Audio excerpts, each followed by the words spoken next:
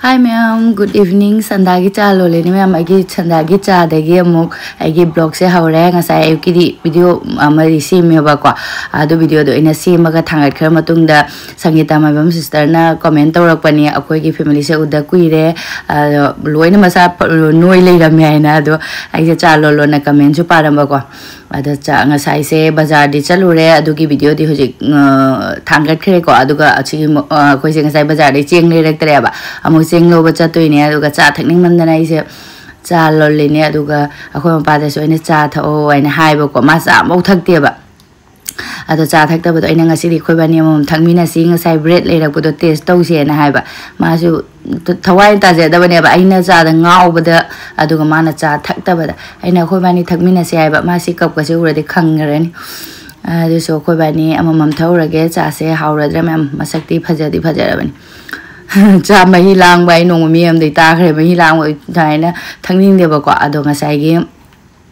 ayuk ta le rakhi ba bread to ni se fruit kaino se bread se asi amu cha dri ba ko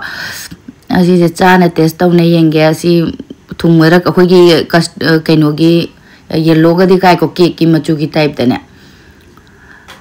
cake ko between ne cake am khalai bani ne fruit ki cake do maina to bi mong da di taw ri how ra da taste to yeng ge du ga si je nai na mamang da gi ha pa ga porakhi bani khoi pa ne election chalu ba da si gi da ba hap chan gi taw ba se gi kaino se kaino pap se khadi hai na haina bane ba kwa se ate di kai kau ge khang de se hap chang re li me si se adu ga cake ani sim ga du ga cha ga taste to han ge khoi ma pa bisila ma ni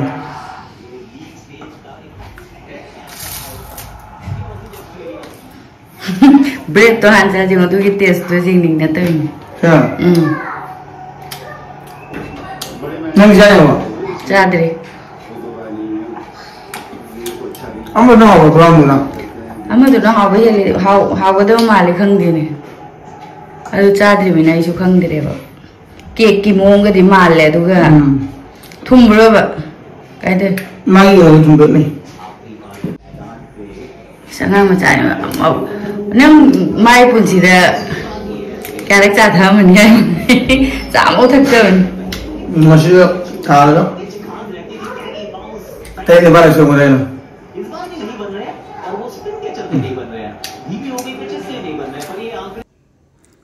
ai su bread cake ta hai de to ri se bread se test ta ra ga adu ga cha thak ko loi ga ba ma khoi se amuk lai bazar da cheng lo ri ni akhoi cheng se adum ayam bana aina lo ba khuding gi comment da hange ba ko akhoi gi cheng se lotus ko re no khoi ai jong ni hai ba ko bazar no mi na bazar ma am mi lei ri ado tomato se kg ani makhai da rupa kun kg ani makhai da rupa kun gi kg ani makhai law loi da me da di kg ani makhai ga law gra se na khoi ju kum da rei ni cheng lo ra ga cheng lo loi la nga sai dai tu phadana bazar taw gra mai na dum cheng ga tomato ga lei re du ga ina khabai ama ga lawning man ni na ko mayam na dum ai gi video yeng bo ra ma di ko ai di kitchen da thong ba thak ba dai gi khabai se ama ga khoi gi makhwang kon ma du mai na ma di taw ra ni ba du na ai ni video da yam phajadra ma re adum ai khanda ko ama khak lai bani ai se khabai le ra ga dum yum da halle cheng da hauni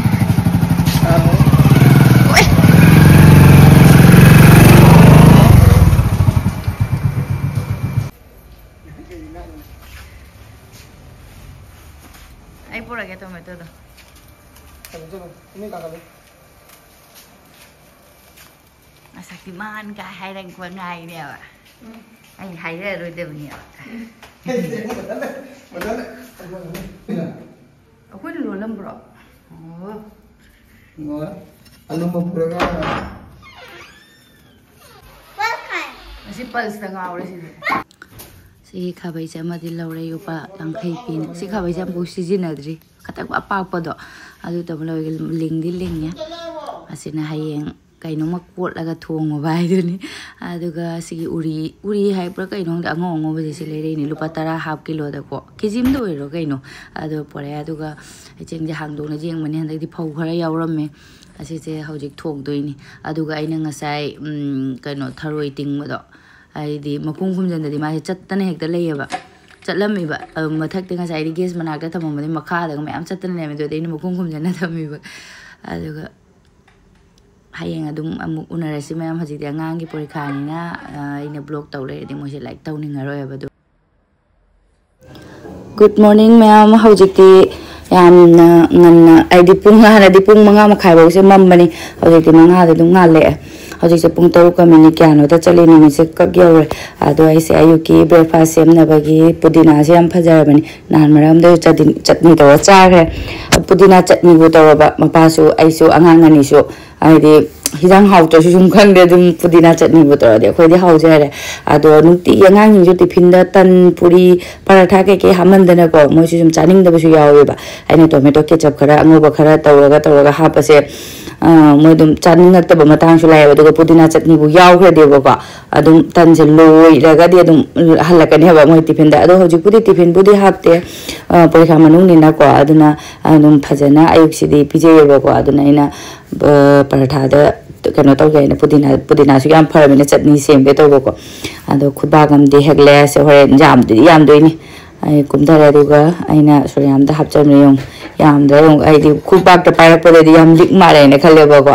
ado tawsalani horen leme hoji ti dum lemu de lem ngani baro da cha su ya ni ja ha mo horen hijang ma thong ga ne pudina chutney le de du mang de du freeze ta chen thama ga numi se ka yo ga yong aduga ai ayuki tan hodini ba ko paratha duna ata khara thum batang ha paga to lage duga tan haurage ayuki nga hatang sidiaba mayam asko ko nga odani ado walking nga hakchalu halak pada aise prap thabak losalaga moini gina sta tawrini pung taren makhai da gini paru gina duga sonu gi de dum katang budi mana mukhara gana taw tan na loire duga pudina gi chutney sa pudina alu macha mang alu se ngauduini ne cube ta semdo hangi sar ai pen sa masa thi na loi mi ko hogi kare hai non sticky pen se am uide masak thi ba yam na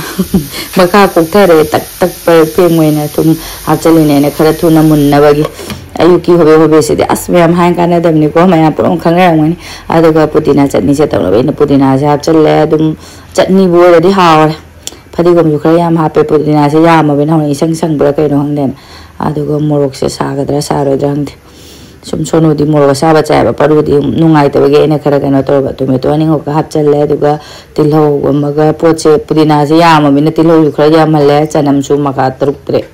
mo hapchalle aduga thum kitang hapchalage dugai kala namak khatang hapchalage aidi chamba thum ni khara hapise ne aduga kala namak mamang da so dum pudina chutney na mamang da dum habi ai video so hapti hagum to bani dum comment so mala ki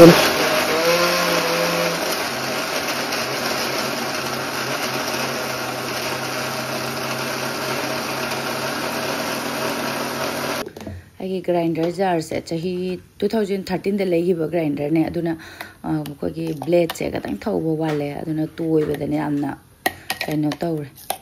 asi ko jar se ahum phang ma se ani su maya gi middle dun ani am di yadre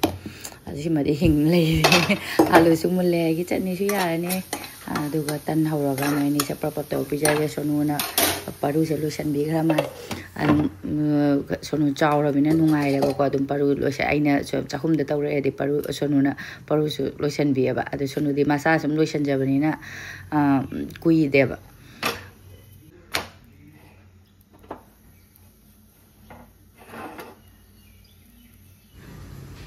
Marangi khabai do ngasi ahan ba jatra tawre lum laure khabai se khatang pa ama apa baduna oi kitang kai no tawre khoi gi ba ko mukhai kon ma du mai na tawba aduga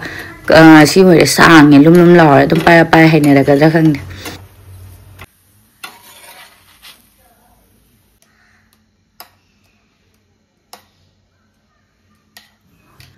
tomato ketchup su yawram da yamone loire horen de kentin de ma prok te yara aji ki mo gi ta ko na khra de yara tiffin yaw to bina marom da de dum ko me Matin good long jo le yong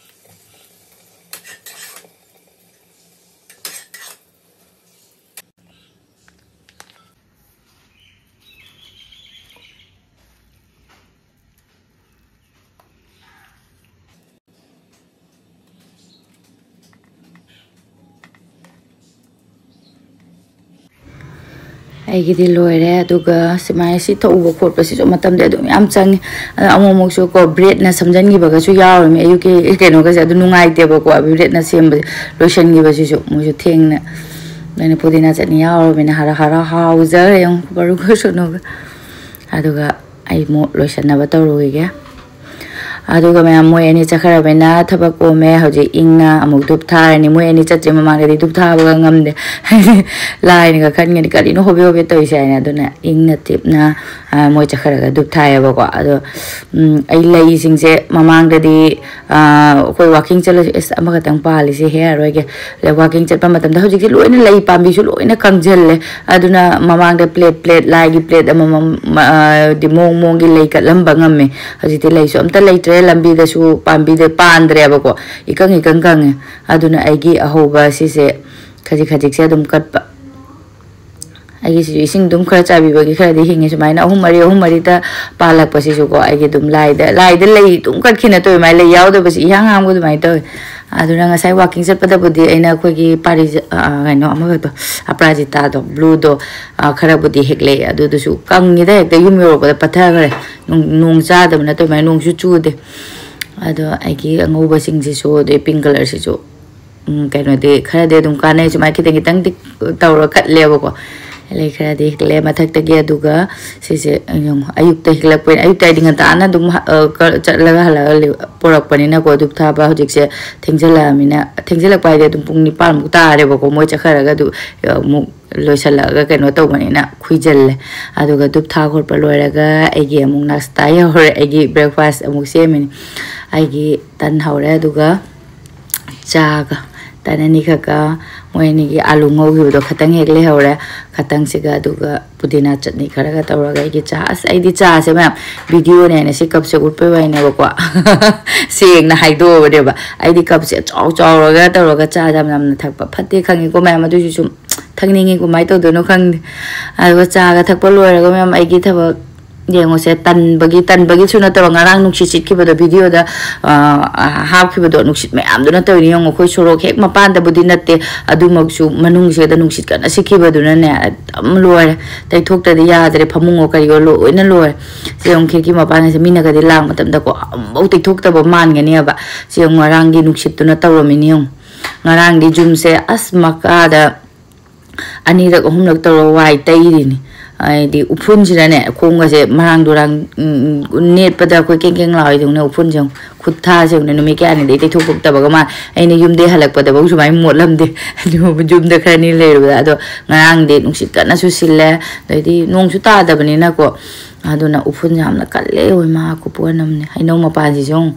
ꯍꯥꯏꯗꯤ ꯅꯣꯡ ꯆꯨꯗꯕꯅꯤ ꯍꯩꯅꯧ ꯃꯄꯥꯟꯗꯤ ꯐꯖꯩ ꯑꯩꯈꯣꯏꯒꯤ ꯌꯨꯝꯕꯨꯒꯤꯁꯤꯒꯤ ꯍꯩꯅꯧꯒꯤ ꯄꯥꯝꯕꯤꯁꯦ ꯍꯩꯅꯧꯗꯤ ꯑꯗꯨꯝ ꯌꯥꯝꯅ ꯄꯥꯟꯕꯅꯤ ꯅꯣꯡ ꯆꯨꯗ꯭ꯔꯕꯅꯤ나 ꯑꯩꯈꯣꯏꯒꯤ ꯃꯄꯥꯟꯁꯤꯁꯨ ꯏꯇꯦꯛꯇꯦ ꯅꯨꯡꯁꯥꯅ ꯏꯂꯦꯛꯊꯕ ꯑꯗꯨꯃꯥꯏꯅ ꯇꯧꯔꯤ ꯐꯖꯅ ꯃꯄꯥꯟꯁꯦ ꯁꯥꯔꯦ ꯐꯖꯅ ꯑꯗꯨꯕꯨ ꯑꯩꯁꯦ ꯍꯧꯖꯤꯛ ꯑꯩꯒꯤ ꯐꯠꯇꯕꯗꯤꯁꯤꯡꯁꯦ ꯑꯝꯇ ꯇꯩꯊꯣꯛꯈꯤꯒꯦ ꯅꯠꯇ꯭ꯔꯗꯤ ꯃꯤ ꯑꯃꯒ ꯂꯥꯛꯑꯗꯤ ꯂꯣꯏꯔꯦ ꯑꯗꯨꯒ ꯁꯤꯒꯤ ꯃꯅꯤꯡꯗ ꯂꯣꯠꯂꯤꯕ ꯋꯥꯆꯦꯠ ꯇꯪꯈꯥꯏ ꯑꯃ ꯂꯩꯔꯤꯁꯦ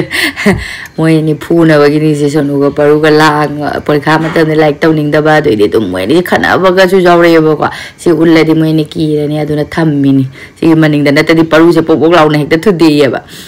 ꯑꯗꯨꯒ ꯑꯩꯁꯦ ꯁꯦꯡꯕ ꯈꯣꯠꯄ ꯂꯣꯏꯔꯒ ꯃꯌꯥꯝ ꯈ꯭ꯋꯥꯡꯕꯨ ꯅꯥꯏꯗ ꯀꯩꯒꯤꯅꯣ ꯈꯪꯗꯦ ꯑꯗꯣ ꯒꯦꯁꯁꯨ ꯀꯥꯔꯦ ꯍꯟꯗꯛꯁꯦ ꯑꯗꯨꯒ ꯑꯩꯈꯣꯏ ꯃꯄꯥꯟ ꯀꯥꯏꯗꯒꯤꯅꯣ ꯁꯤ ꯎ ꯃꯀꯛ ꯑꯃ ꯄꯨ ꯂꯥꯛꯑꯦ ꯁꯤꯒꯤ ꯑꯩꯈꯣꯏꯒꯤ ꯖꯦꯟ ꯀꯩꯀꯩ ꯌꯣꯟꯕ ꯗꯨꯀꯥꯟꯗꯒ ꯑꯣꯛꯀꯤ ꯑꯁꯤꯒꯤ ꯎ ꯃꯀꯣꯟꯁꯦ ꯂꯩꯕꯅꯤ ꯀꯩꯅꯣ ꯇꯧꯕꯅꯦꯕ ꯑꯩꯁꯨ ꯃꯇꯥ ꯆꯥꯔꯦ ꯑꯁꯤ ꯍꯥꯏꯗꯤ ꯅꯍꯥꯟꯂ ꯀꯩꯅꯣ ꯄꯨꯔꯛꯈꯤꯕꯅꯤ ꯑꯗꯣ ꯉꯁꯤꯗꯤ ꯃꯇꯥ ꯆꯥꯔꯦꯅ ꯑꯩꯅ ꯀꯩꯅꯣꯁꯦ ꯇꯧꯕ ꯊꯔꯣꯏꯁꯦ ꯀꯛꯀꯦ ꯇꯧꯕꯀꯣ ꯖꯥꯔꯣꯏꯗ꯭ꯔꯥ ꯈꯪꯗꯦ ꯉꯔꯥꯡ ꯇꯤꯡꯉꯝꯕꯗꯨꯅꯤ ꯁꯤꯗꯦꯀꯣ ꯑꯃꯠꯇꯗꯤ ꯁꯤꯔꯝꯗꯦ ꯑꯗꯨꯒ ꯁꯦꯡꯅ ꯑꯃꯨꯛ ꯃꯥꯒꯤ ꯃꯅꯤꯡꯁꯦ ꯀꯛꯄ ꯂꯣꯏꯔꯒ ꯀꯩꯅꯣ ꯇꯧꯒꯦ ꯐꯖꯅ ꯁꯦꯡꯅ ꯑꯃꯨꯛ ꯆꯥꯝꯃꯒꯦ ꯃꯌꯥꯏꯗꯒ ꯊꯝꯅꯒꯗꯤ ꯇꯧꯔꯝꯃꯤꯅꯦꯕꯀꯣ ꯑꯩꯁꯦ ꯑꯗꯨꯒ ꯊꯥꯡꯁꯤꯅ ꯀꯛꯄ ꯌꯥꯗ꯭ꯔꯦ ꯊꯥꯡꯁꯤꯅ ꯑꯃꯨꯛ ꯆꯥꯎꯔꯕꯅꯤꯅ ꯑꯗꯣ ꯃꯄꯥꯟꯗ ꯄꯨꯁꯤꯜꯂꯛꯄ ꯀꯔꯤꯝ ꯀꯥꯟꯅꯗ꯭ꯔꯦ ꯑꯩꯅ ꯃꯌꯥꯏꯁꯦ ꯀꯛꯑꯒ ꯑꯗꯨꯝ ꯈꯨꯝꯒꯠꯅꯗꯅꯕ ꯍꯥꯏꯅ ꯇꯧꯒꯦ ꯇꯧꯕ ꯌꯥꯗ꯭ꯔꯦ ꯈꯨꯝꯒꯠꯅꯗꯕꯒ ꯍꯥꯏꯗꯤ ꯇꯧꯕ ꯌꯥꯗ꯭ꯔꯦ ꯃꯄꯥꯟꯁꯦ ꯇꯧꯔ ꯀꯛꯇꯗꯤ ꯅꯨꯡꯉꯥꯏꯇ꯭ꯔꯕꯀꯣ ꯃꯆꯥꯗ ꯍꯦꯟꯅ ꯅꯨꯡꯉꯥꯏꯅꯦ ꯁꯤ ꯅꯨꯡꯉꯥꯏꯇꯦ ꯁꯤꯗꯤ ꯉꯥꯒ ꯁꯦꯝꯃꯗꯤ ꯅꯨꯡꯉꯥꯏꯒꯗꯕ ꯃꯥꯜꯂꯤ ꯃꯌꯥꯏ ꯊꯝꯃꯒꯅꯦ ꯑꯗꯨꯒ ꯂꯣꯏꯔꯦꯒꯤ ꯀꯩꯅꯣꯁꯦ Tharo se ngasidi tharu thongba se mama ai myam block to bodi sum myam di hap khrabani akhoi mapa gi khuthong ai na akhoi mapa thongba su hap khre inemok na thongaga mapa mo ni mo bang tawna cha gi ba su taw khre ai na thongba su dum yaw di yaw khramne ado ngasina akhoi ma gi khuthong thongage akhoi ma gi khuthong do dum myam na su thongna ma su ja ado ngasidi akhoi mai khuthong thongage seng na cha ma ge as machu thoklei ba machu se ne kari machu purple mal chu ko na thokle ne taw ado Siang na chama ge aduga ai se mapan tara muk chama tak tak na chama lang chikil lang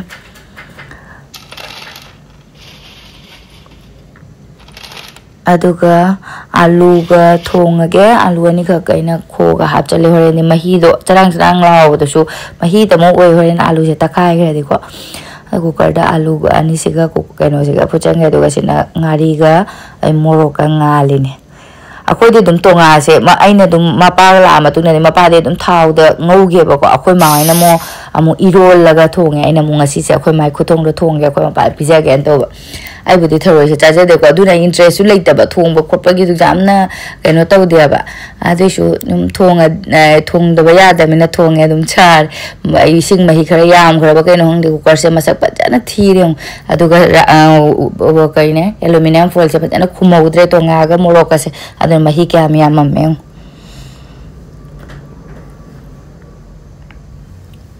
as esi na mukhap ga cham ge mama ye thokina ba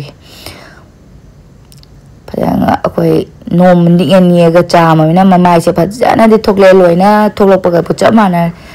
si na cham ga mama se thokle ba ko aduga yone manungi bo na thokle na nikpon man na manungi bo si jaudra bo kaino de mabuk si manung de pot se thokle ayo loina magi mama ye se dalai aduga mo mari mangar kha chama ga aduga ngau thoke tharoi se koi gi macha duna di jam ga da mal he ina seng na cham do aduga khang si da ko jot ki khang le thong ge to be na acha thau akhoi ma bu di thau di hap ta gum to ban tha hap ta rai su ka re ko adum aina thau ja hap chan mani mamang dai ngon da comment da hairap khia bu ko thau kitang hap ga ngau wai na akhoi ma di thau hap to bi da ngau bra ke no ade su aina dum thau je kitang tai da ba khang ji maning da ano song ngau bu do ngau da na bai na ngau ra ge du ga thong ge du ga as ko gi si je kai hai ni achau bani na ko sang bana magi maku si da talum law mena jam da ba du mai to re ba ko aduga macha do re yang da mai thum ga tang chai sen macha do ri yang ga da mal ado amu ai di tharo ye som phang mai na nung di nungai ana mapan mapa ko notice ta changa mina ri ti nungai re mamang da tharo de se cha ba phang pon te tam ta ngauri si da ki to nga morok se as to mahi chel le me du mahi lang ji te aina takai tonga ga morok ase aduga phajana takai re aduga morok sa ga dra de khang gi sigi morok se ani nembong na pirakhi bani morok di am sati na sai morok se alu si ju takai ga khoi ma su mai na thong bane ba iro la ga ne akoi pa na momok to thau da dum tonga ka se ngausan ge jenam ga talo ga til ho ga taw ga aduga alu si ju hap chalo goro khai ba akoi ma na su mai na pi ingai da u ge khoi ma thong ai na jum da le pom tan da di tharo se am ta thong je rakte akhoi maga leiraga thonga ini aduna ai tu jamna di tharoi thongbagi kaino se leite ba ko experience leite ba aduga jikse irola ge akhoi mai doi ningjanga ga tawri ni hangso hango de khoi ma da tai ba hanga su dum ai khar ningjang mani na sum ko aduna sumai sum tawre ha na pi nge da ugi bani na khoi ma toi mong ma taw do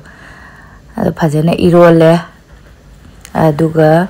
sisu ai na phana kui nang di ngausal la sisu kaino se tharoi se